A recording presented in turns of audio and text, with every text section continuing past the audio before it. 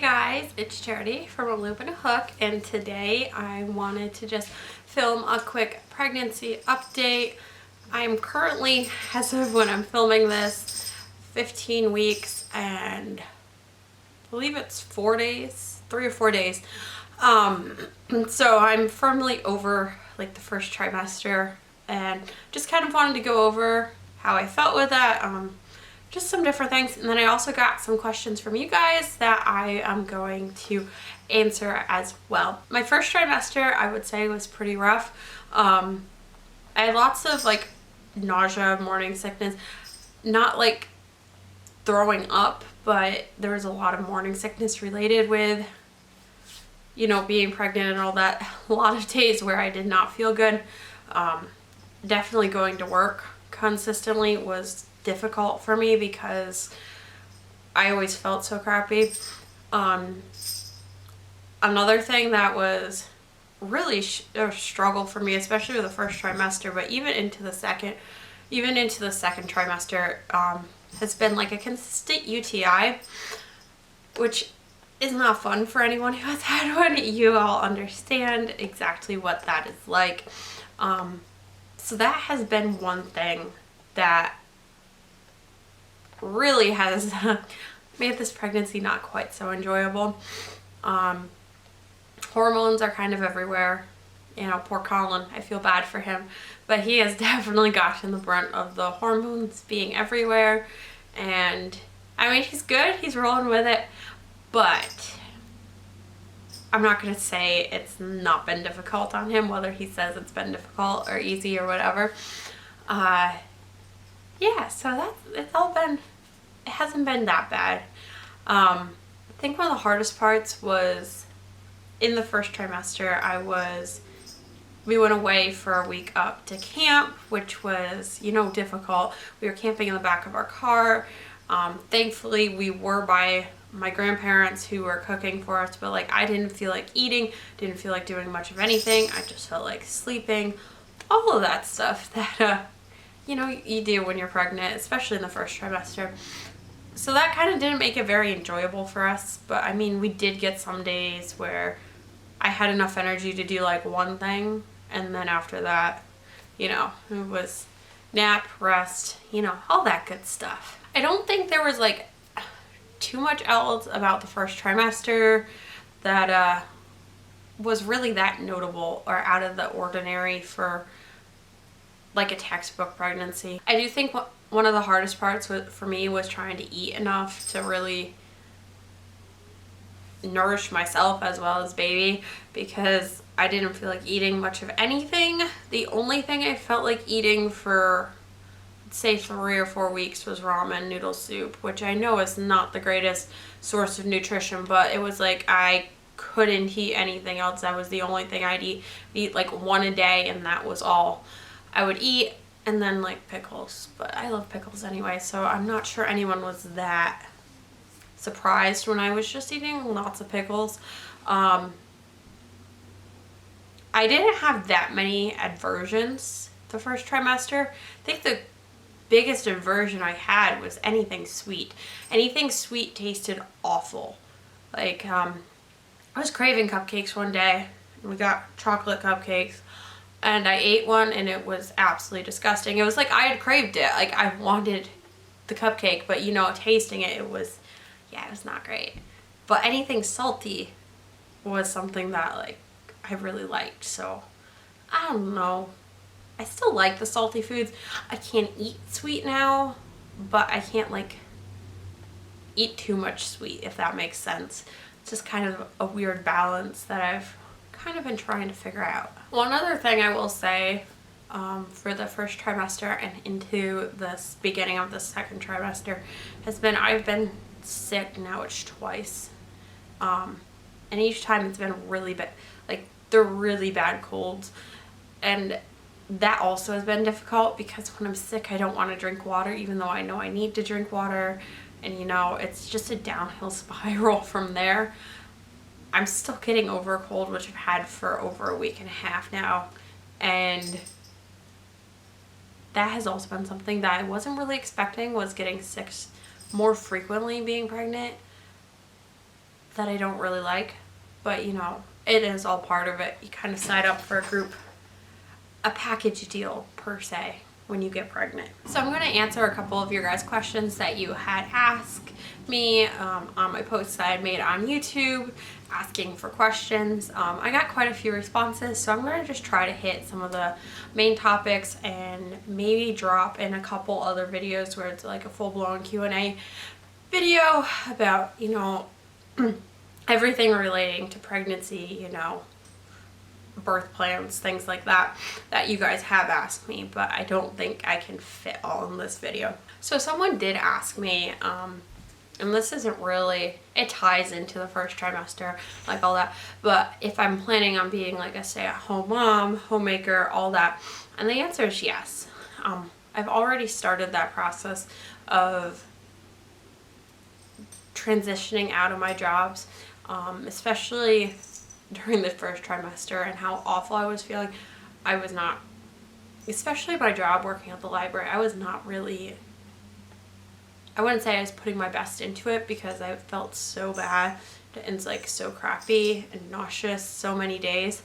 So I did end up leaving there. I can go back as a substitute if they need me, but I knew for me I couldn't consistently commit to being there so XYZ days a week.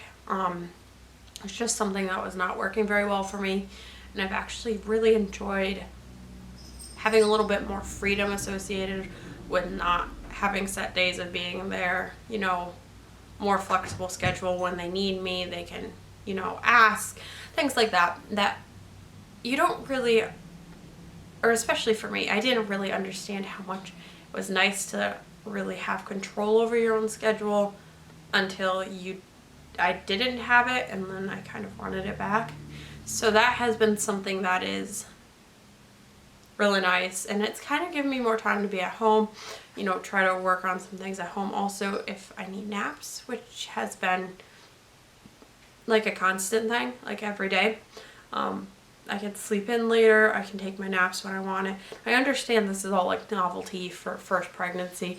I want to, if we decide to have more kids after this, that's not necessarily the case because we'll have another one running around, but for now I'm enjoying it, which, you know, I appreciate being able to take a nap when I want to take a nap and all that. My other job at the emergency squad, I am leaving in the next 2 weeks, just because, especially with that, there can be a lot of lifting involved, and when you're, and I don't want to put myself in a situation where I need to lift something extremely heavy because of urgency, anything like that, and I don't want to have that cause any harm to the baby. So I'm going to be leaving that job as well. So after that, I'll kind of be like free and clear of like actual jobs. I am to like fill up some of the space that I have and time in my schedule. So I still am, you know, being social and active in the community, being around people, not just kind of sitting at home doing nothing. I am trying to pick up more clients for my photography business, so I also have a kind of passive side income.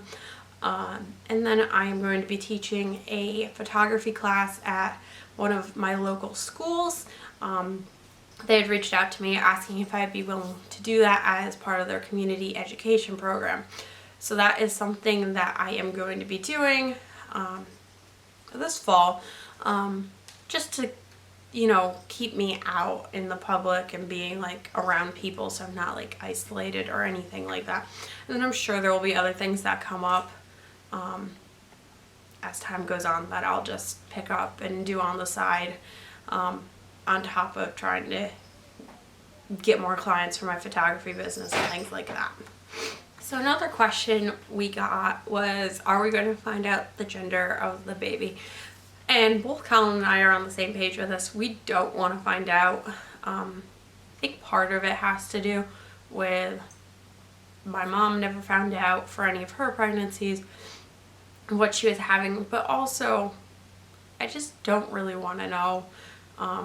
I'd rather just know when we have the baby and they're here instead of finding out and then having to wait. And then, you know, I don't know what my emotion would be to finding out what it is. I don't really want to put myself through that in case it is like a negative emotion or what, anything like that. So we both decided that we want to wait. So realistically, we only have to wait like 25-ish more weeks. So it's not that bad. It has not been bad so far either, like waiting. We haven't had an ultrasound yet, just because my midwife has recommended, because of all the other signs of pregnancy, she has recommended that I don't need one until like 20 weeks, where we can do the anatomy scan, everything like that. So we're going to just hold off on that until 20 weeks, so 5 more weeks on that. And then we'll just go from there with that. So the final question I'm going to answer in this video is, what were the reactions of our friends, our family, acquaintances, things like that? I would say they all were very positive. So I told my mom a few days after we found out. I just texted her because I wanted someone, you know, to talk to, kind of to know what was going on, because I was feeling so crappy and everything like that. We told her, we told one of my very close friends, once again, because I was feeling so crappy and under the weather, because I firmly believe that, you know, having more people knowing is not necessarily a bad thing. It also gives people the opportunity to pray for you, you know, things like that, where they can really know what's going on and it's not something I have to hide from people. So we told Mom, my friend, Grandma, and I think that's all we told. We also told Colin's grandma too. I think that was like 5 weeks or so. We let her know. And then at 6 weeks, we let Colin's mom and his dad know.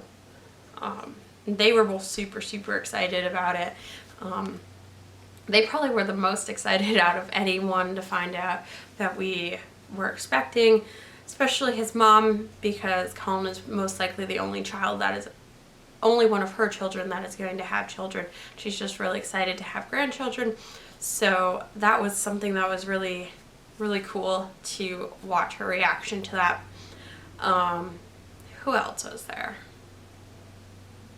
When I told the rest of my siblings, because I told Mom and Mom told Dad so early on, I didn't want the kids to know per se super early on, just in case anything were to go wrong. I didn't want to, you know, put them through the joy and the happiness of finding out they're going to be aunts and uncles, and then, you know, kind of having to be like, well, actually you're not.